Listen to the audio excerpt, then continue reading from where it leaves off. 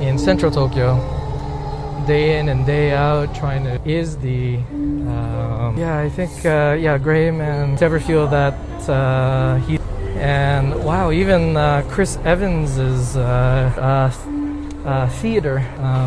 But yeah, I don't know. It's gonna be on Netflix streaming. It's frustrating. It's like, really? I mean, me to go again because I think they're trying to set up something like a. So the uplink in Kichijoji is in this western part of Tokyo, Kichijoji. For more than 10 years straight, voted the favorite place among locals to live and reside in Tokyo. And definitely, if you have to work in central Tokyo, day in and day out, trying to navigate through all of the crowds and congestion, Kichijoji definitely is an oasis in Tokyo. And trust me, you need it if you were to work and live in central Tokyo. You got to keep your mental health, you know what I mean? And great thing about this part of town is the art house theater here in the Parco Kichijoji. Great place to watch films, the smaller ones, and more of an international flavor, not just the big blockbusters that Toho Cinema plays. So as a cinephile, watching both ends of the spectrum in terms of film, great place to enjoy all forms of cinema here in Tokyo. Okay, so while watching The Gray Man, directed by the Russo Brothers, starring Ryan Gosling and Chris Evans here, I couldn't help compare it to John Wick. I think there are a lot of things that John Wick does a lot better than The Gray Man. One, the action scenes, The Gray Man is full of CGI. There's just some almost Fast and Furious level, craziness that just they're just so crazy that you really have to suspend your disbelief while watching the film. Also, the fight scenes in John Wick. I think better directed. I mean, oh wow, the fight scenes in here, The Gray Man. Just cut after cut after cut after cut.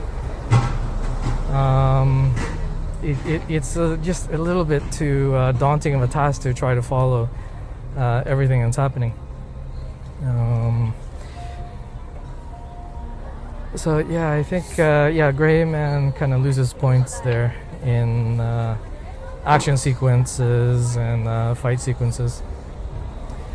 Not I think essentially, I mean, the character, the Gray Man, I mean, there's really not much of a connection to ever feel that he's in danger. I mean, just like the card suggests, he's uncatchable. So I mean, that it just there's no kind of like ticking time bomb in the film. An understanding of what the stakes are. It's just a lot of kind of traditional elements like damsel in distress. He's trying to save his former boss's niece. And wow, even Chris Evans's character is kind of like a vaudeville type of villain, even with the mustache too. I mean, it's really kind of cheesy, and then he plays it off as a kind of Ryan Reynolds' Deadpool character. Which, yeah, I don't know. It just, I mean, it feels more theater than cinema, and I think that's where The Gray Man really kind of falls flat. But yeah, I don't know. It's gonna be on Netflix streaming, so if you're already subscribed, I mean, it's just part of the package. So, I mean, yeah. I don't know if I'd say it's fun. Not the best action movie out there. Still, John Wick, The Raid. Oh man, The Raid. Now that's a great action film. 1990s Hong Kong action film. Still, tops in the genre.